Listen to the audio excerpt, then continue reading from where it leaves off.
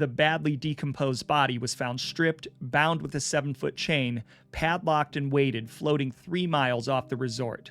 It was discovered by 2 fishermen. A bullet had been fired Gangland style through the base of the skull, Ocean City Police said.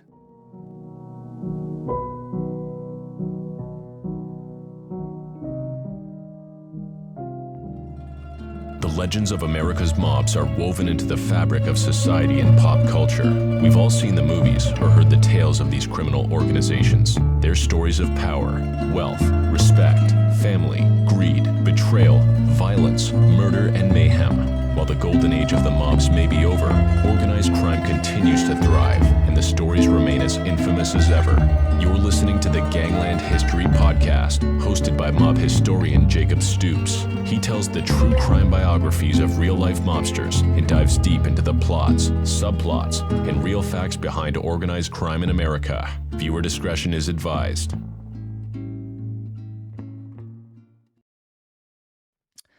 Hello, everybody, and welcome back to another episode of the Gangland History Podcast. I am your host, Jacob Stoops, and we've got a really great show lined up today.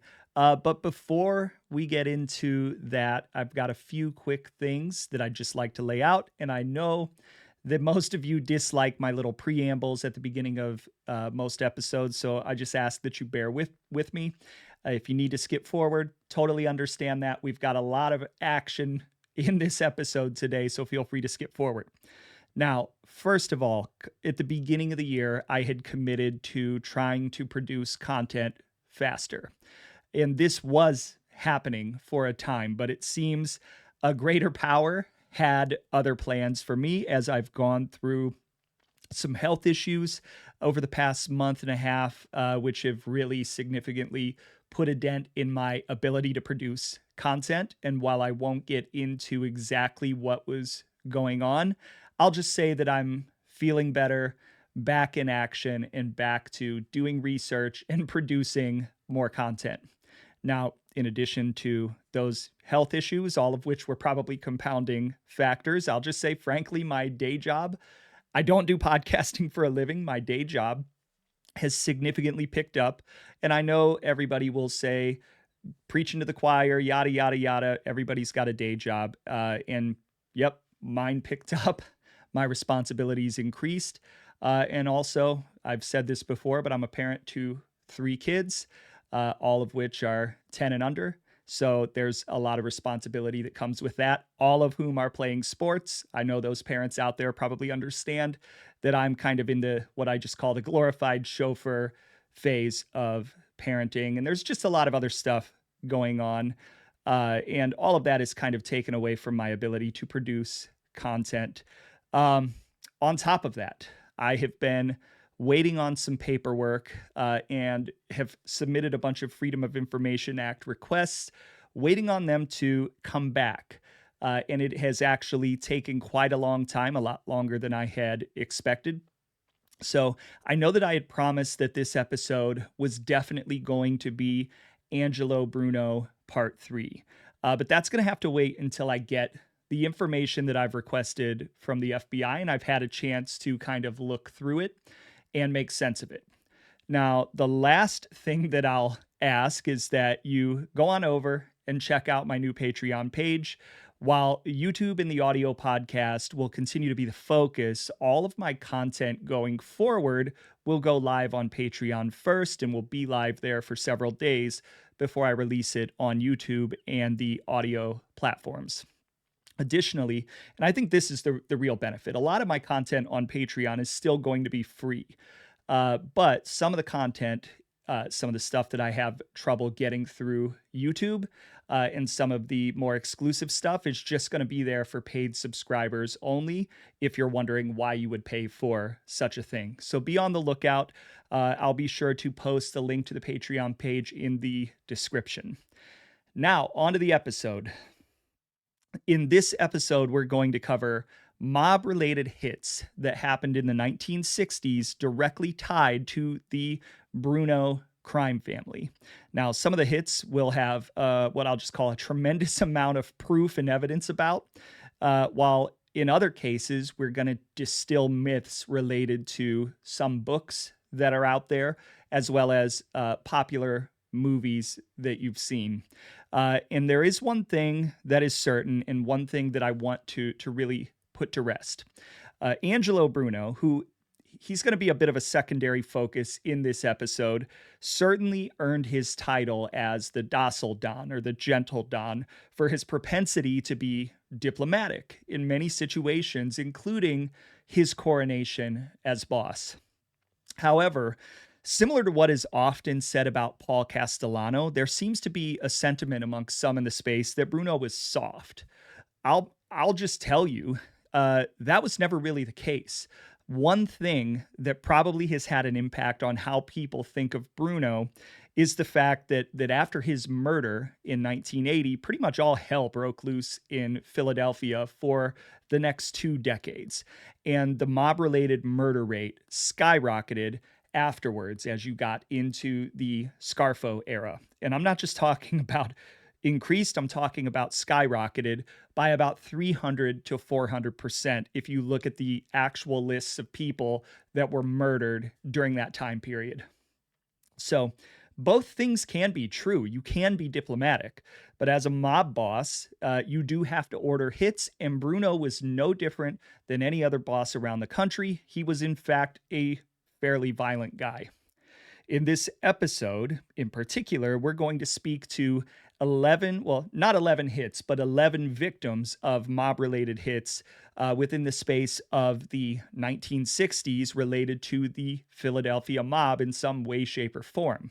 And while I won't say Bruno ordered all of them, he was sitting at the top of the organization. And if he didn't order them, it's likely that he had knowledge and was pulling the strings behind the scenes, so to speak. Bruno, despite his reputation, as I just said, was anything but docile. According to a 1966 Criminal Intelligence Digest put out by the FBI field offices that I also mentioned in the Angelo Bruno biography part 2, Bruno was caught in a conversation during the early 1960s showing his more brutal side.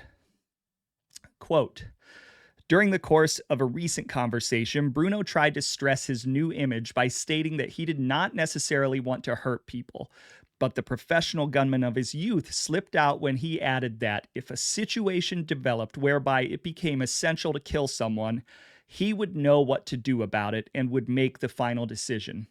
Apparently calling upon his experience as the leading suspect in 4 murders between 1948 and 1957, he then derided the bravado of anyone who was enough of a sucker to warn a potential victim ahead of time that he was going to be hurt or killed. End quote.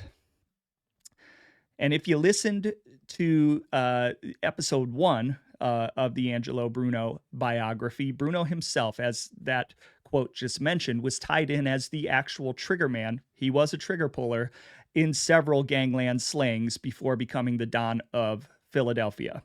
Now, a lot of people don't know that he was a trigger puller in addition to being a really, really significant earner and a racketeer in his own right.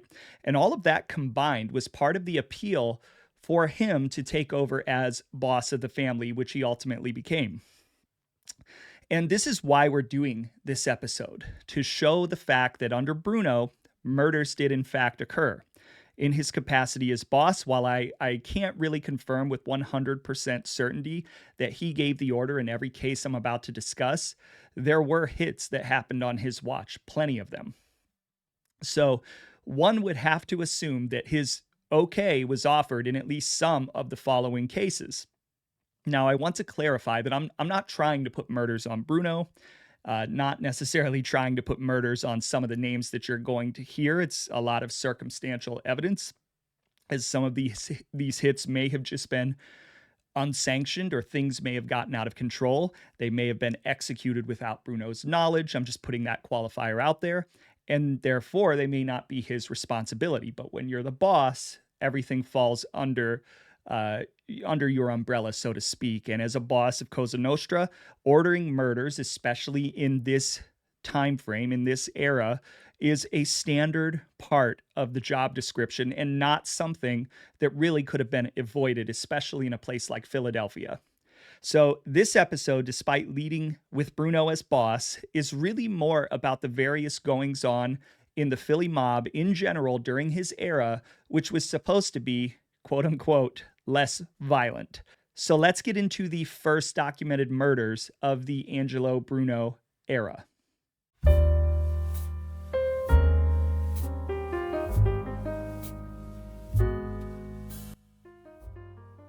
The first case we're going to talk about is that of Vincent and Richard Blaney, two local Philadelphia hoods who were murdered in the early part of the 1960s, aligning to when Bruno had first taken over the Borgata as the boss. Information regarding the killing of the Blaney brothers and the Philadelphia family's possible involvement first came to law enforcement's attention as a result of the information obtained during the 1961 raid on Angelo Bruno's home, but wouldn't really be heavily focused on until 1963, when the law enforcement heat on Bruno and others in the mob was literally white hot due to the focus of the Kennedys, who were in turn pushing local authorities to pressure mobsters. In 1963, Philadelphia Police Commissioner Howard R. Leary commented that the heat is on. We are going after them, even going so far as to call the pursuit Operation Bruno. And the heat would be ratcheted up significantly that year, as on August 9th, 1963, just one day after a report that Bruno was about to be indicted for tax evasion, news would also break about the Philadelphia organization's involvement in the murder of two local hoods who'd been informants regarding an infamous heist that took place in Pottsville, PA in the early part of the 1960s, I think late 1950s. These were really the first murders that I was able to find and attribute to the Philadelphia family after Bruno had taken over, and it does bear the hallmarks of mob retribution. Quote, heist slaying linked to crime syndicate. Did the stool pigeon who cracked open the Pottsville heist fall victim to the brutal code of the infamous Cosa Nostra National Crime Syndicate? There's no question of it, Captain Clarence J. Ferguson flatly stated. Richie Blaney, whose tattling resulted in the arrest of 6 persons for the $478,000 burglary, was murdered because he violated the code of Omerto, silence or death, said Ferguson. Blaney was blasted into eternity on July 27, 1961, when he stepped on the starter of his car parked in front of his Northeast Philadelphia home. The killers have never been captured. This was a syndicate killing, said Ferguson. There were gang killings like that in Chicago, New York, Ohio, and Florida, but never here. The syndicate is currently being exposed as Cosa Nostra, Our Thing, by FBI canary Joseph Valachi. Valachi has identified South Philadelphian Angelo Bruno as the local leader of the crime combine. Bruno, 53-year-old vending machine operator, was questioned about 3 gangland slayings in the early 1950s, but was released each time. He has been arrested 9 times and convicted twice, never serving a day in prison. Agents of the Internal Revenue Service are reportedly preparing to indict Bruno and his wife, Sue, for income tax evasion. They live in a modest row home on Snyder Avenue near 9th Street and show no evidence of great wealth. Blaney blew the whistle on the big haul from Pottsville home of coal magnate John B. Rich, and Blaney's own brother Vincent was pinched as part of the burglary gang. Vincent, who cooperated with police, was fished from the Atlantic Ocean with a bullet hole in his skull on August 22, 1960. Among those arrested was handsome, smooth-talking John Berkery, and Ferguson feels there is a link between Bruno and Berkery. The others nabbed for the caper were curvy Lil Reese, sometime nightery operator, and her good friend Ralph Jr. Stano. Robert Paulson, who was shot and seriously wounded when he got too chummy with the cops, and Clyde Bing Miller, the alleged fingerman, who placed the X on Rich's antiquated safe. Berkery is close to Skinny Razor, and Skinny is Bruno's top lieutenant, said Ferguson. Skinny was described as a well-known racketeer with a long record in Philadelphia and South Jersey.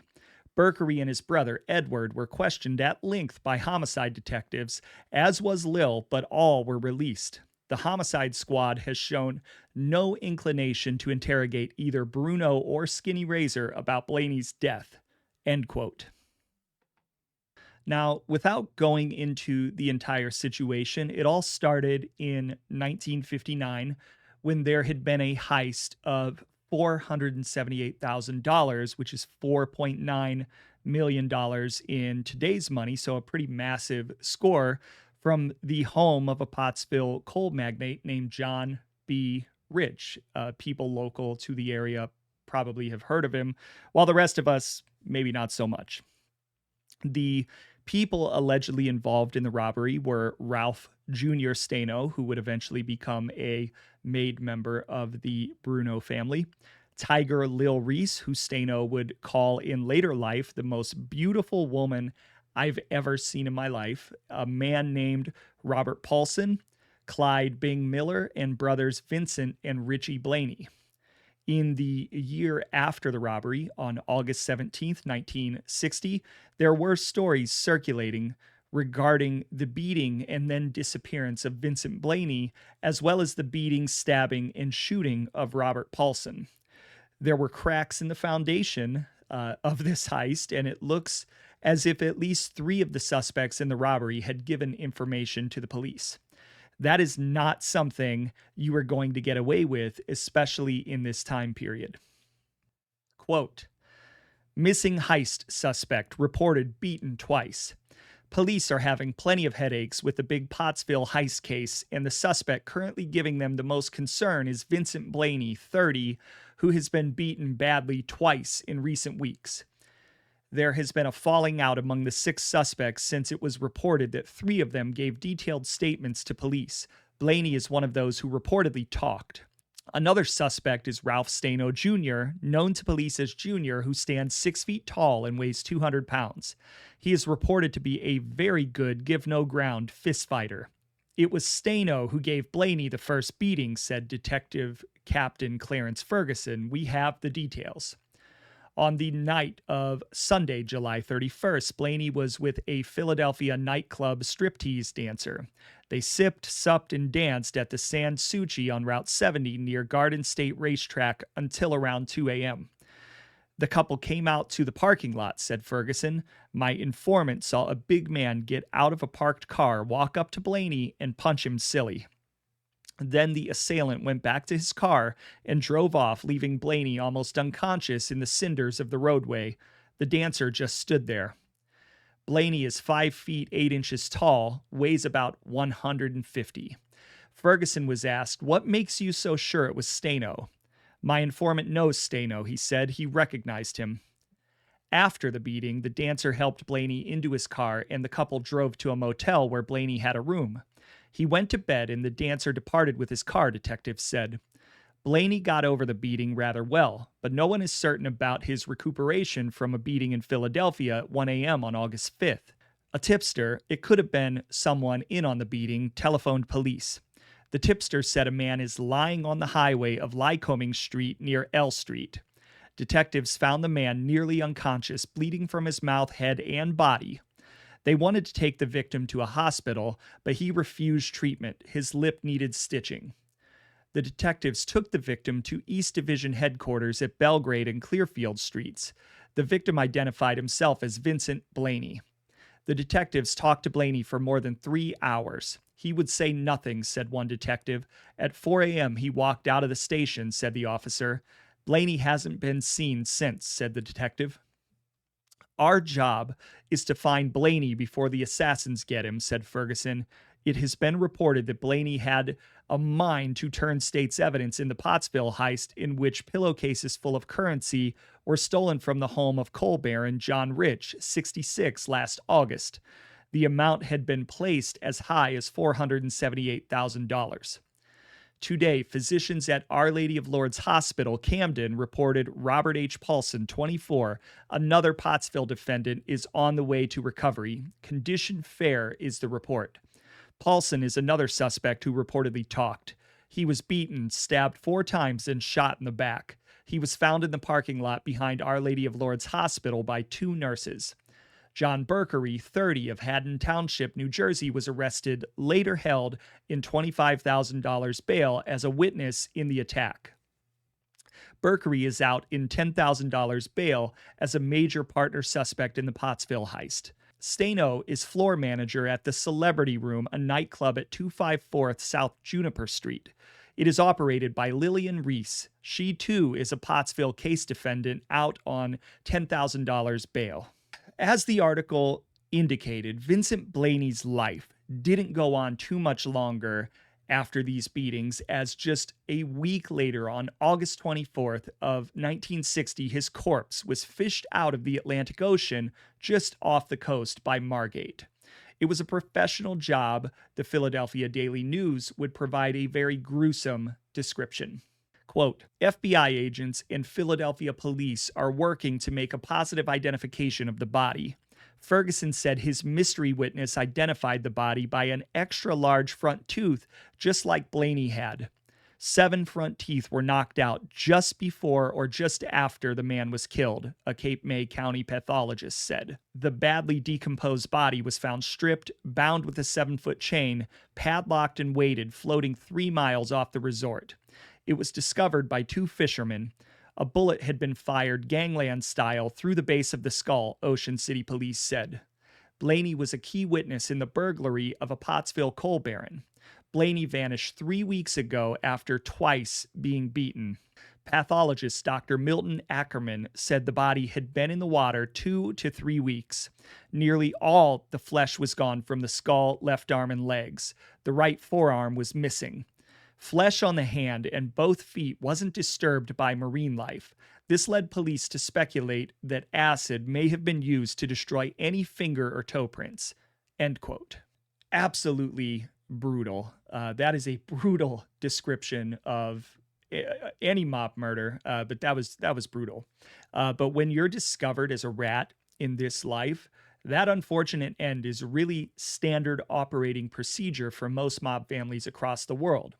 Now, in terms of the timeline of events, the murder of Vincent Blaney took place in August of 1960. The Pottsville heist trial would actually begin in 1961. In March of 61, Robert Paulson, who'd been beaten, shot, stabbed, but not murdered, was found guilty of burglary and larceny. In May of 61, Ralph Jr. Staino, future member of the Bruno family, and John Berkery, an associate of the Bruno family, were found guilty, with Lil Reese awaiting trial in September of 61. And then on July 27th, 61, as I described, Vincent's brother, Richie Blaney, was blown up in a car bombing in front of his home, as I mentioned kind of at the top of this story, at 6011 Alma Street in Philadelphia.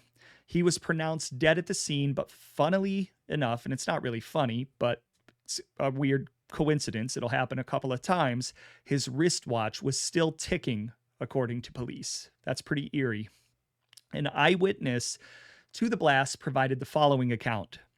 Quote, I was standing there at the door, she said. I didn't see Richie Blaney come out of the house, but I saw him getting into his car. I saw him close the door, then I heard a bang. The windshield blew off. I saw a puff of white smoke, and then I saw a lot of smoke. The only apparent witness to Richie Blaney's murder then went to the car, but she said she couldn't look. She walked away. Eventually, Robert Paulson would turn himself in, and there would be speculation that he might talk. Many others would be questioned, but ultimately, nobody would be convicted of these murders. Staino would appeal, but would ultimately be sentenced to 4 to 10 years for the robbery. And nothing would actually happen, like I just said, as a result of these murders. Now let's move on to the next hit on our list.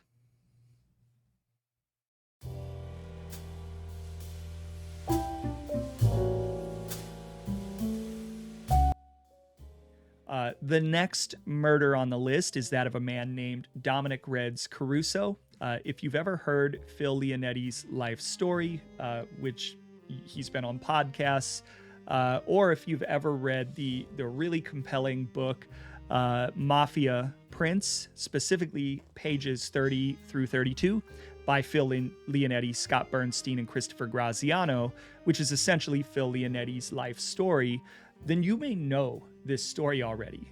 But if you aren't familiar, well, that's what we're here for. I'm gonna shed some light on what allegedly happened in the case of Reds Caruso. Now, it directly involves a few characters that you'll likely, especially if you know anything about Philly, that you'll know. Nicodemo, Little Nicky Scarfo, pretty legendary boss in the 1980s, murder happy, and this will show it. And Felix Skinny Razor DiTullio, who I've referenced several times. He plays a part in The Irishman, which we'll talk about, and he was essentially Little Nicky's mentor. Here's the story, which I'm just going to go ahead and quote directly from the book. Quote, "When Philip was 8 years old, his uncle Nick was given an order by his mentor, Felix Skinny Razor DiTullio. A wayward mob associate named Dominick Reds Caruso had disrespected Joe the Boss Rugnetta, the consigliere or counselor, to the family's boss, Angelo Bruno. And Bruno had handpicked Skinny Razor's up-and-coming protege, Nicky Scarfo, to oversee Caruso's murder. Scarfo was happy to oblige and show Bruno and DiTullio he was an able killer, a real gangster. To kill Reds Caruso, Salvatore Chucky Merlino, one of Scarfo's oldest friends, would go to Caruso's home in South Philadelphia and tell him that Scarfo wanted to see him. Like a scene out of the very type of movie he loved so much as a young boy, Scarfo lulled Caruso into a state of relaxation, taking him to a bar in Vineland, New Jersey that was owned by an associate of the Bruno crime family. Two more Bruno associates, Little Santo Romeo and Anthony Casella, were inside the bar with Romeo working as a bartender. Shortly after arriving at the bar, Scarfo wasted little time in carrying out the hit. Little Nicky pulled out a handgun and shot Caruso 6 times at point-blank range, but Reds Caruso was still alive. My uncle told me the guy was lying there after he shot him, and he said, 'You got me, Nick.' And my uncle grabbed an ice pick from the bar and he stabbed him over and over again in the back until he died. He told me he stabbed him so hard that the ice pick got stuck in his back and part of it broke off when he tried to pull it out. But killing Caruso wasn't enough. The Sicilian-born Bruno had wanted him killed in a certain way to send a message. And while he wanted Scarfo to oversee the murder, he wanted another up-and-coming mobster to actually commit it. Ange had ordered that Reds Caruso be strangled to death, not shot, because he had talked fresh to Joe the Boss, and he wanted Santo Idone to strangle him and send a message that his mouth had gotten him killed. These Sigis were big into sending messages. But what happened is Santo Idone was late getting to the bar, and by the time he got there, my uncle had already killed the guy. So when the boss says he wants a guy killed and he wants it done in a certain way, that's the way you got to do it. So when Santo got there, my uncle had him choke the corpse with some rope and leave marks around the neck. So just in case they found the body, Ange would know that he had been strangled like he ordered. Scarfo would also now have a lifelong ally in Santo Idone, who was born in Calabria, the same part of Italy where Scarfo's family came from.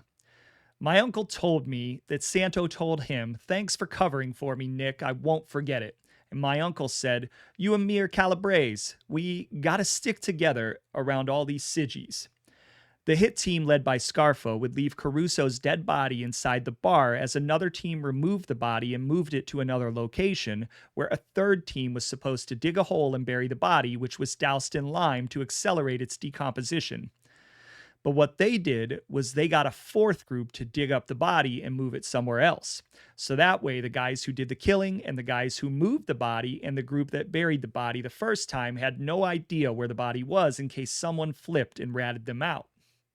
As Caruso's bullet-ridden corpse, still with part of an ice pick lodged in his back, lay buried in a makeshift grave somewhere in South Jersey, Scarfo still had work to do.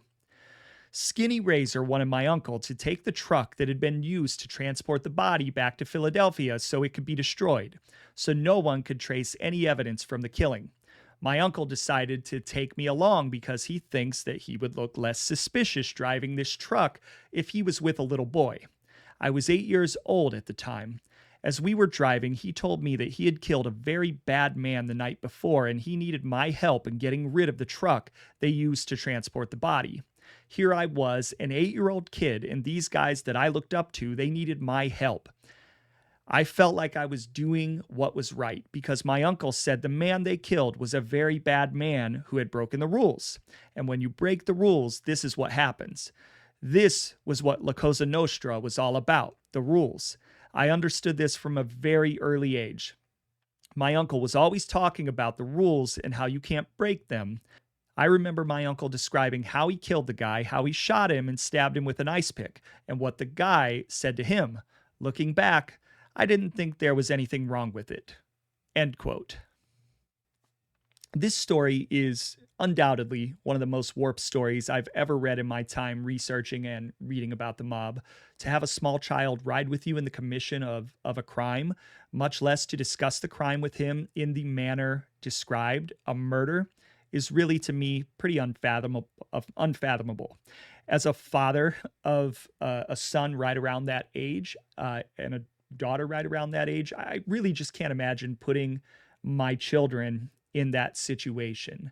But then again, consider who you're dealing with. History would show that Scarfo was grooming Leonetti for the mafia lifestyle, eventually making him his underboss in the 1980s before Leonetti would ultimately turn government informant. And of course, this killing was vintage Nicky Scarfo. But one question worth asking is it true? Well, I've dug into a little bit of that. As you know, I'm very good from a research standpoint and good at finding information. And we all know that books, by their nature, have narratives, and the more salacious the story, the better. Now, I'm not saying that this story isn't true. I'm not saying that this didn't happen. This was Leonetti's perspective, and it was certainly communicated. But would an adult, even Scarfo, really trust an 8-year-old with that kind of a secret, or even mention Cosa Nostra to him? That to me sounds like a pretty big risk. And while the story may very well be accurate, and I'll advise anyone who maybe knows a little bit about it to come forward and leave a comment or send me an email.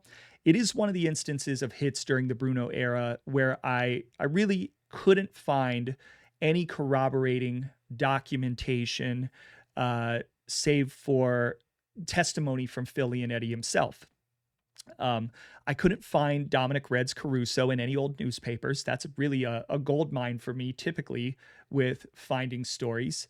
Additionally, I came up what I would just call semi-empty and FBI field reports, which sometimes help me spell these stories out and corroborate information. The only reference I was able to locate was from a 1965 report showing various members of the group, which contained one reference to an unknown subject called Reds that indicated the subject was still alive. So this was as of 1965. Could this have been the same Reds or a different Reds? Not sure. While I haven't gone as far as to submit a Freedom of Information Act request on Reds Caruso himself, maybe that's the next step, primarily because don't have a birth date, don't have a death date. Those things are not required, but usually very helpful. I think it would be hard for somebody to find that name, but maybe that is a next step. It was suspicious to me that I really couldn't verify the story, with the exception being a handful of sources.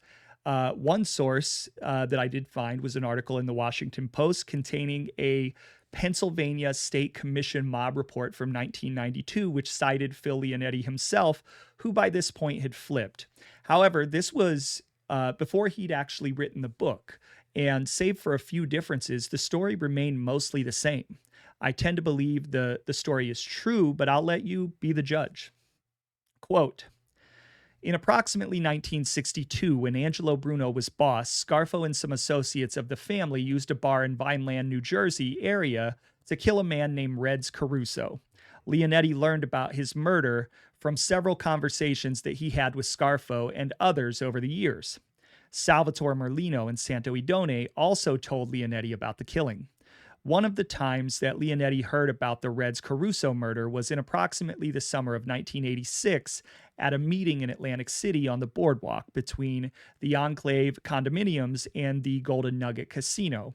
The meeting was attended by Scarfo Leonetti and a captain in the family named Santo Idone. Caruso was killed because he showed disrespect to Joseph, Joe the Boss Rugnetta, who was the consigliere of the family.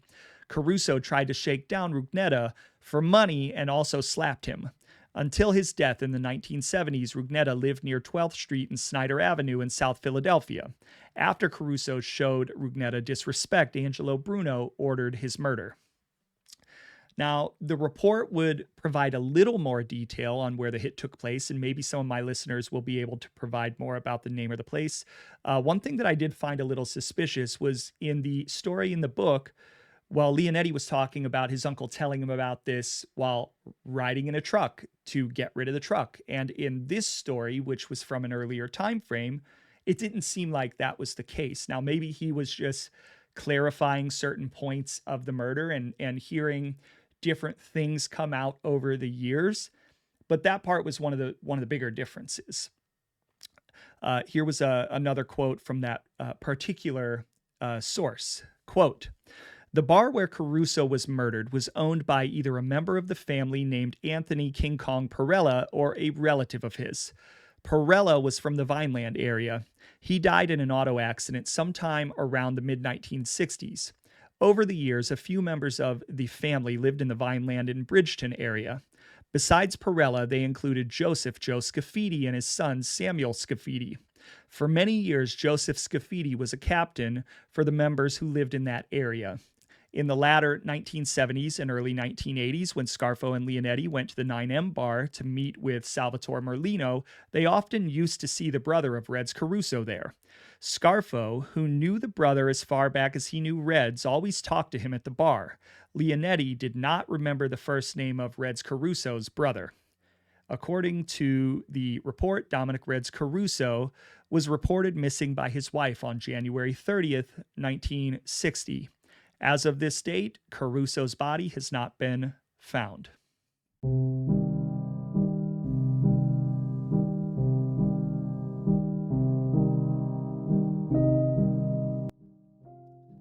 The next hit that occurred on the list was a murder that occurred in August of 1963 in Hazleton, Pennsylvania. Now, before mentioning that hit, I will just say that there was another killing in 1963, that of a man named William Dugan. If you're familiar with Nicky Scarfo's history, you'll know that he famously stabbed a man with a butter knife after an argument over a booth in the Oregon Diner in Philadelphia. The man that he stabbed was William Dugan, and this story was not an urban myth. It really did happen. After the killing, of which he was convicted of manslaughter, he moved to Atlantic City and set up shop there under his mentor, Felix Skinny Razor DiTullio. But I'm not going to cover that because, frankly, it was just a fight and not a premeditated murder. So we're going to move on from that story, but it did happen. That is true. Now, back to Ferdinand Blackie Iacono. Iacono, who was a gambler and an alleged associate of the mob, was murdered in August of 1963, with his body being discovered in a Hazleton mining facility on August 8th, 1963. Now, before you say it, I'll say it. This could have come from either the Bruno family or the Buffalino family who ran Hazleton. And because the murder may have occurred in Buffalino territory, you might think it was the Buffalino crime family. However, Iacono was a gambler from Chester, Pennsylvania, which is very close to Philadelphia, and so it was theorized that he was likely killed in a location other than where his body was actually discovered.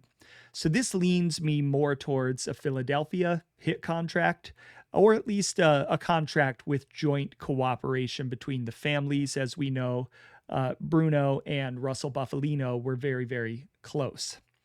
Additionally, this particular piece of work did bear the hallmarks of the mafia, according to papers. A Wilkes-Barre Times Leader report the day the body was discovered provided a description of what I'd call a fairly textbook mafia slaying. Quote, "Mark of the Mafia. Gang murder victim was Chester Gambler. A gangland murder victim whose rope-trussed body was discovered stuffed in a shallow lime-strewn pit at a mining operation 3 miles east of Hazleton yesterday morning has been identified as Ferdinand Blackie Iacono, 47-year-old Chester, PA gambling figure.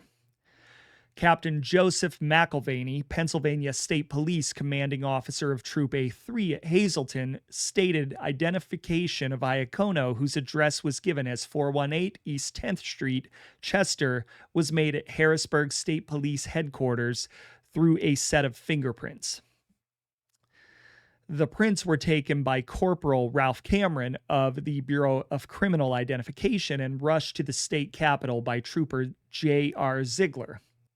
Found on the body were a pack of cigarettes and a book of matches, which gave state police several leads. State tax stamp code on the cigarette pack indicated the cigarettes had been purchased in Chester. The matchbox bore the advertisement of a Chester vending company, which choked to death. Dr. Julius Folds, pathologist at Hazleton State General Hospital, who performed the autopsy, said death was caused by strangulation.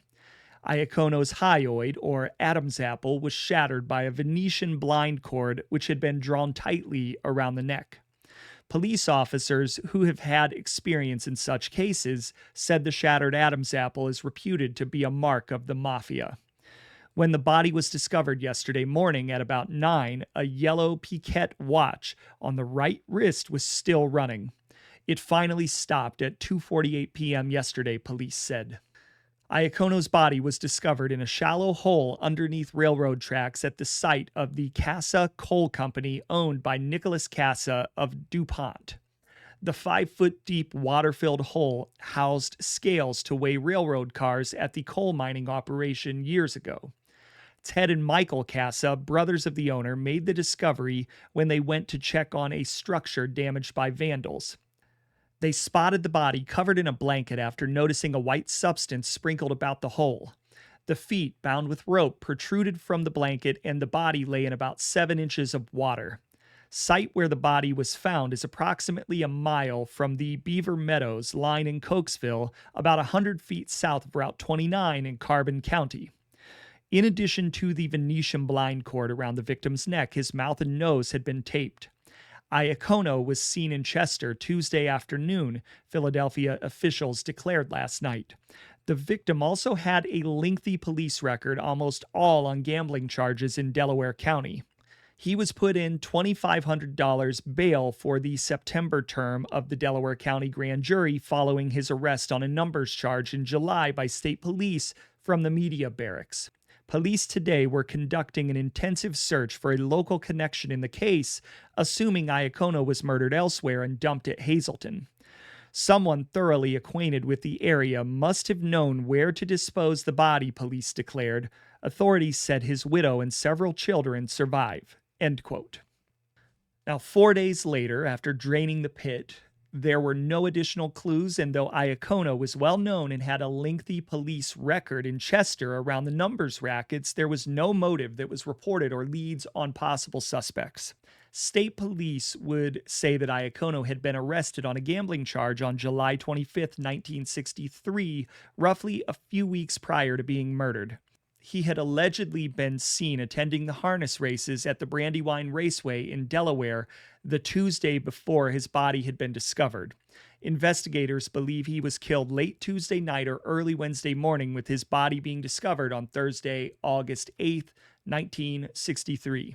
An article in the Standard Speaker on the day his body was discovered called Iacono, quote, "Twice married and described as popular with the ladies, Iacono was among 3 persons nabbed July 25th at Chester in what police termed one of the biggest numbers operations in this city, called a Welsher.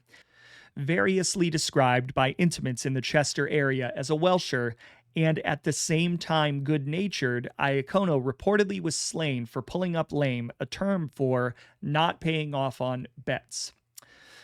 Aha, there it is. If you're in the numbers business, which we know Angelo Bruno and the Philadelphia family was heavily into, and you're holding back on money or not paying up, your good-natured demeanor will only get you so far when you begin to mess with people's money. And normally in these cases, the result is just a beating because you want these people to come back and continue to pay. But at a certain point, enough is enough. And it sounds like this was someone who was made an example of. The murder would never be solved, but would be listed at number 10 in Hazelton's 10 Biggest Stories of 1963.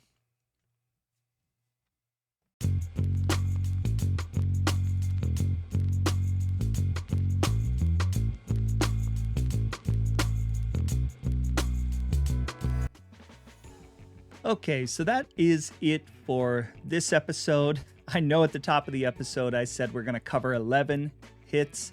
We only got to 4.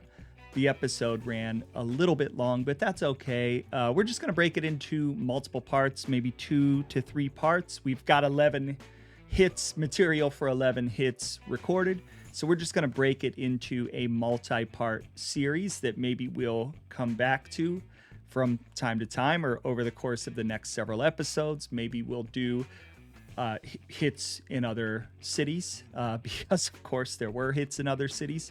Now, one thing I do want to say is I just want to make it clear I'm not trying to trivialize murder. I'm not trying to glorify it. I'm simply trying to present the facts.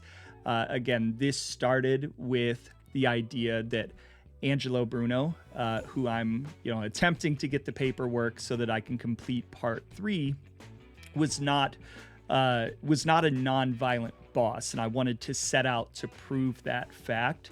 And I think in these first 4 hits, whether they were sanctioned by Bruno or not, when you're the boss, everything kind of falls under you. So he was definitely the boss of these areas, and we've got a lot more evidence in the coming episodes, Volume 2 and Volume 3 of the Philly Mob Hits series, that's just going to continue to prove that there was indeed plenty of violence happening when Angelo Bruno was the boss. If you liked the episode, I would appreciate any and all comments. I'll say please go over and check out my Patreon page. All episodes are going to go live there first and stay there in a gated state for at least a couple of days before I release them to YouTube. There will be some Patreon-only content, so hopefully over time you'll find that worthwhile in terms of paying for it. If not, I understand, no big deal. If you like the episode, leave a comment on YouTube. There's interactive features on Spotify. Leave me a rating on Apple. Any and all feedback is good, bad, or ugly. And as I end every episode, grazie. Thank you for listening to the Gangland History Podcast. If you'd like to donate to the show, check out our Patreon channel. If you're watching on YouTube, please hit like and subscribe to help the channel grow.